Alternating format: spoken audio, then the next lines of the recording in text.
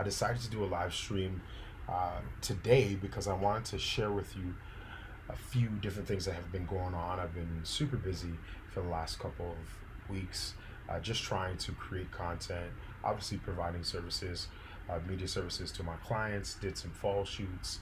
If you've been following me on Instagram, which is at Tristan Barracks, or you can just use the hashtag the digital storyteller. You'll see all of my work. You'll see all of the things I've been doing. And it's been super busy. I feel super blessed to be able to be in this season of my life, being able to create a life for myself and for my family. But in today's live stream, I want to talk a little bit about audio. Now, I mean, audio is a big thing to me. It's been kind of like my Achilles heel for many years, and it's something that I find a lot of cinematographers, a lot of creatives struggle with a lot. And I don't know if it's just because we're so focused on being so visually um, successful and amazing, or it's just we just haven't been taught by the right people. But I think it's really important to talk about audio, to understand the pivotal role it plays in creating dope content in general.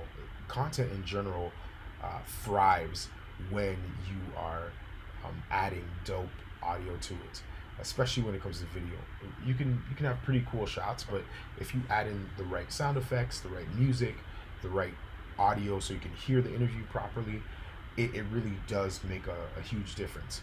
So today we're going to be talking about that a little bit. I'm going to be talking to you just really quickly, only a couple of minutes, about my progress or my process in terms of audio. When I first started in the game, in the cinematography, digital storytelling, digital landscape, digital video landscape, I really didn't know a lot about audio. Audio was an afterthought. It was about my visuals, like I said before. And I remember making my first investment. The first investment in a mic was a Rode mic, a Rode Video Mic Pro. It was about yay long, and it was good. It did what it needed to do, but it wasn't. It didn't give me the performance that I wanted. It gave me the performance in the moment for live events, for quick interviews, things of that nature. But I still felt like I needed more. And I remember investing in my first lavalier kit, which was a Shure lavalier kit, wireless kit. And that was like the first introduction to really good, clean audio. Now, I still didn't know how to kind of mix the audio or how to make it better, sound better in post. But that was my first introduction to, okay, damn, I can make dope audio. I can record dope audio and make my videos even better. So fast forward to a point where I was getting much better with my wedding films, and I wanted to get to a place where I wasn't beholden, or I wasn't subject to other people that were playing around the audio. And what I mean by that is the sound people, um, the DJ, the MCs, all those people. I didn't want to be beholden to their sort of taste when it came to audio mixing and audio recording, and the lack thereof. So I decided to invest in my first digital audio recorder, a field recorder, and that was the Zoom H4n, the very first one. And I remember that was probably the best investment I made. It had a built-in mic, but then it had 4 inputs, so I could record 4 tracks of audio to a SD card separately. Super clean, super nice. The only thing I had to remember was to either plug it in or to have fresh batteries, because that thing killed batteries. It went through batteries like there was no tomorrow. And it was the first time that I really understood, or started to understand, how important audio was in terms of being able to be fine-tuning it and doing some live mixing within that moment, not waiting till post, but monitoring your audio, making sure your audio sounded great, looked great, and could complement all the visuals that you're creating. And that was like a couple $100s. I remember it's probably the most amount of money I spent for audio gear ever. I think it was like maybe $300, $400, but I was like, man, it's a lot of money. And I rocked that like nobody's business. I rocked that for several years, and it was really great. But the one thing that really bothered me was just the number one, the lack of features. um, the battery life was terrible on it, and um, to be honest with you, although it was better than just plugging it into my camera, plugging a mic into my camera, it really was still not the professional level audio I wanted. And I remember watching a class by Ray Roman, who is an amazing cinematographer, wedding cinematographer and digital storyteller. And he said, listen, audio was something that was not his strong point either. And he did the research, made the investment, and bought an audio field recorder, a field mixer. And I remember hearing that, and I'm like, okay, cool. I mean, I have my H4n. And when he pulled out his field recorder, and when I heard the sound that came off of it, it was like it was a movie. It sounded crisp, clear, amazing. And I remember saying, all right, I don't know a lot about audio, but one thing I do know is that I need to step up my game.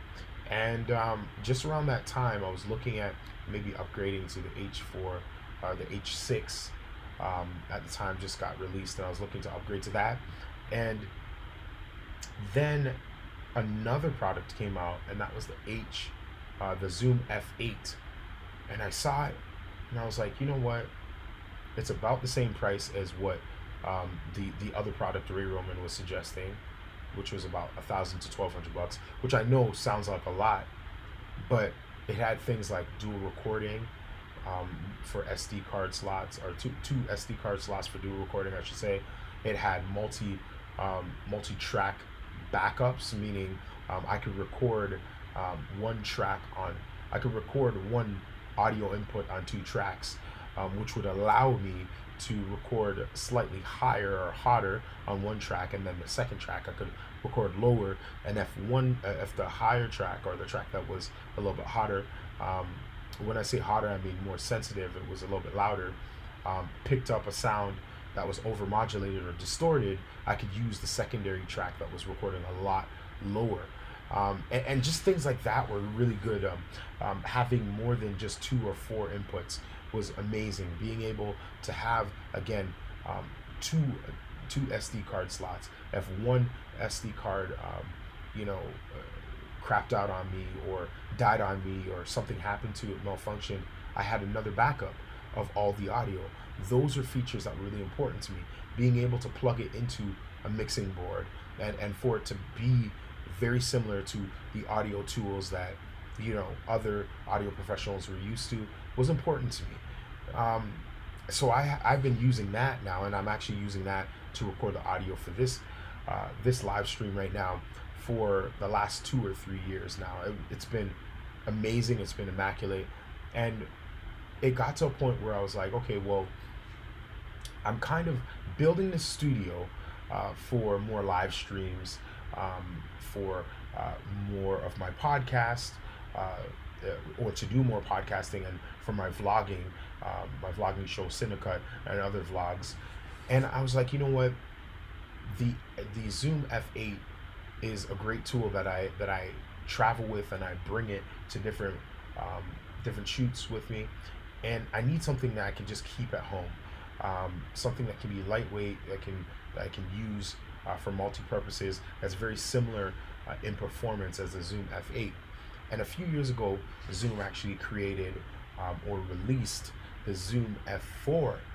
And that's what I'm going to talk about today, which is this right here, this guy, the Zoom F4.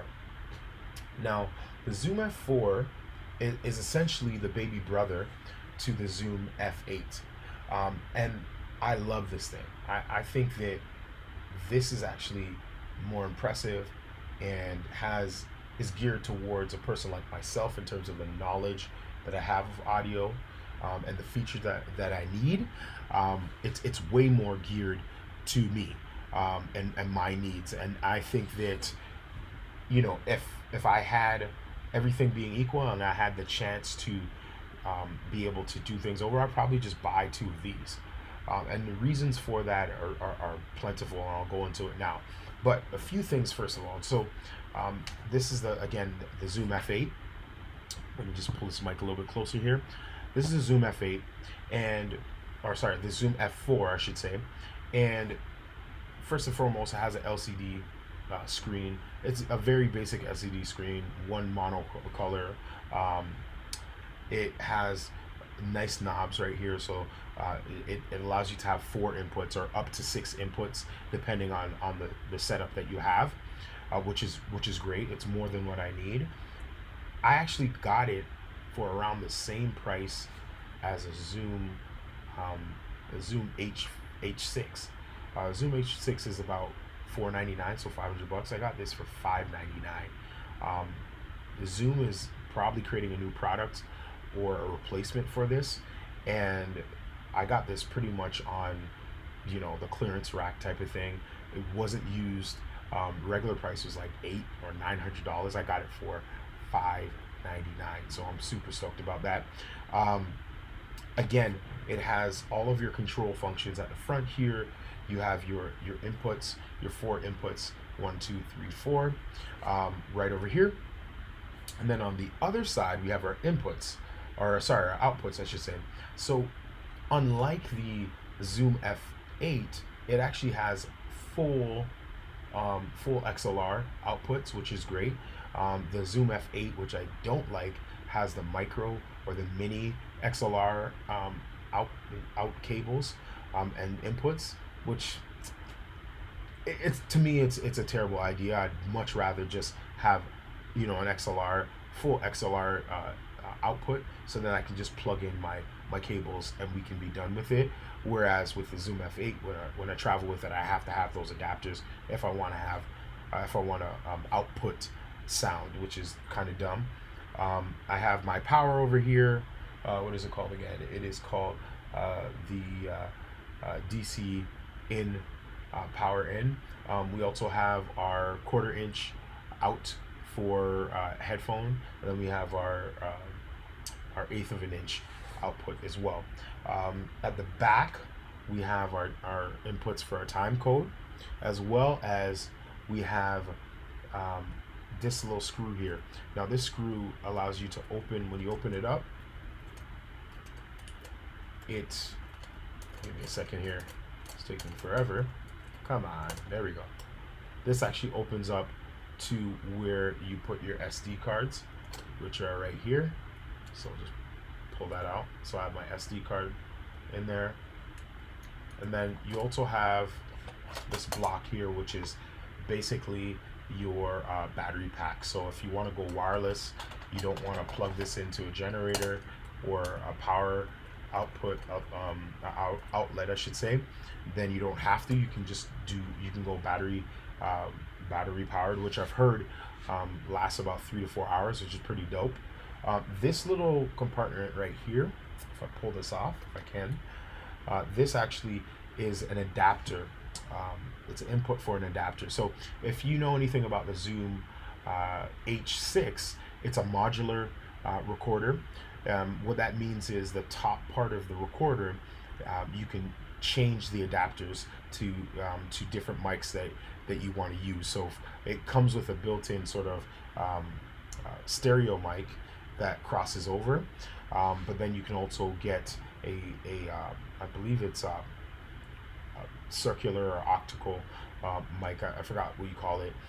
You can also get a shotgun mic with it, or you can actually get an adapter that gives you an additional 2 more XLR ports.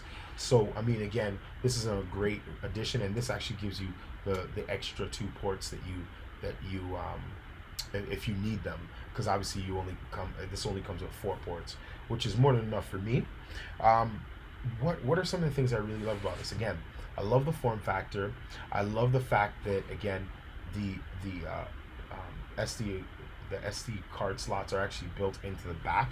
On the F8, the Zoom F8, it's actually to the side, which can be problematic. People can pull out the SD cards. You can accidentally pop them out. A whole bunch of things can go wrong with that.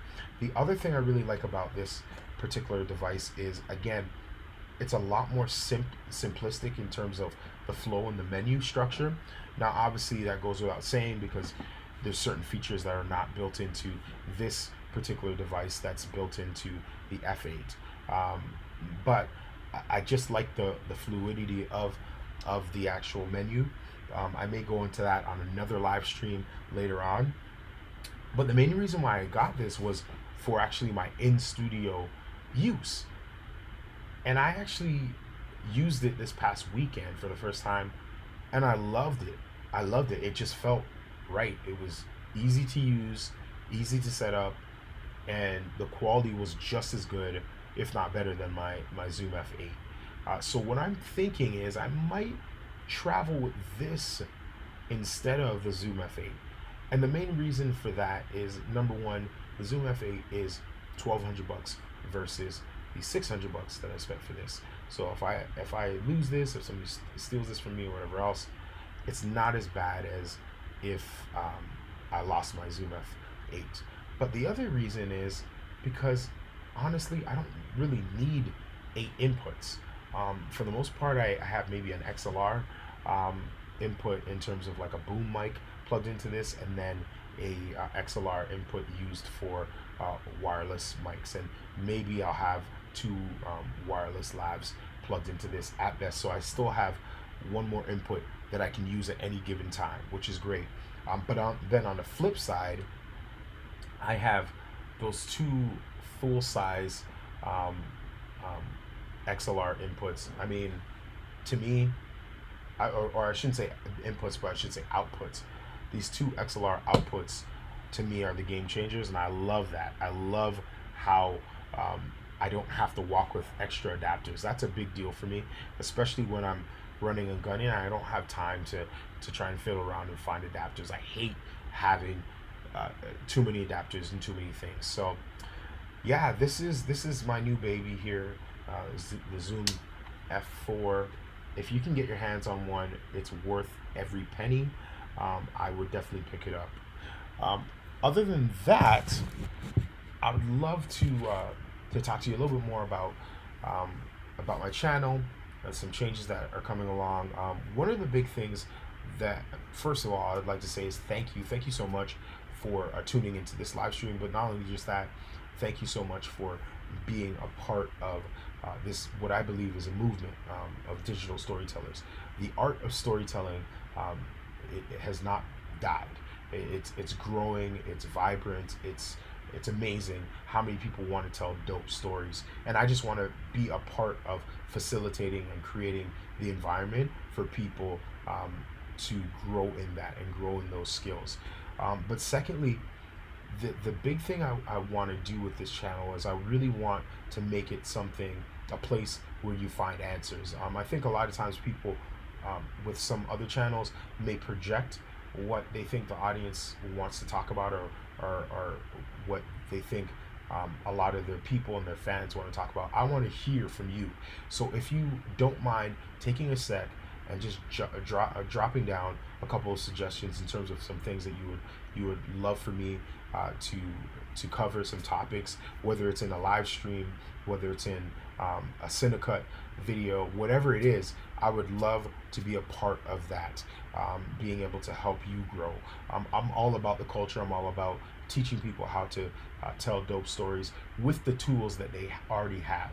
I think it's really important that we don't get caught up in this sort of being gear hungry. I think that you can get away with just having the tools that you have, whether it's just a phone or whether it's a camera or whatever else. So that being said, I'm really excited about the direction of both the channel as well as those that live locally in Toronto. I'm gonna be trying to do at least once a month, doing some meetups and doing some powwows where we can go out, we can shoot, we can film, we can talk about creating, we can see how we can collaborate together and do things that will build the culture, that will build the community.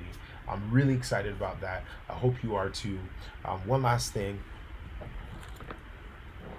This is my favorite camera here right now that I've been using, which is the Sony A7 Mark III with an as-in mic and a small HD cage. This setup is, and this is the 28 millimeter.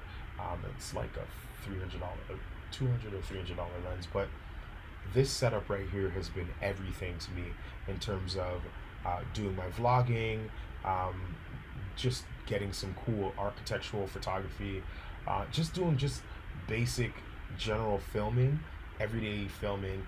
This setup is really, really cool.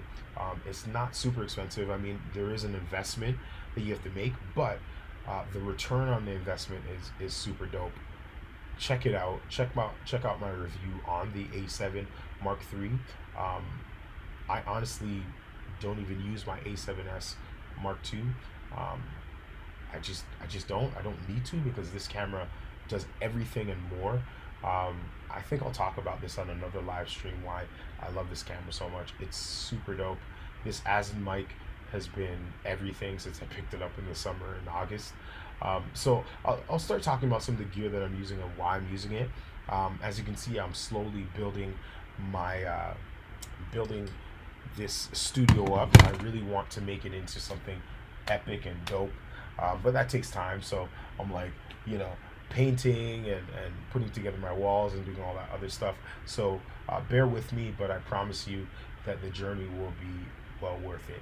Thank you so much for watching. Hope you guys have a wonderful evening, or day whenever you're watching it, and let me know your questions again, your thoughts, and if you're watching this on the replay, just hit replay, all right, or type in replay and let me know where you're from. All right, thank you so much.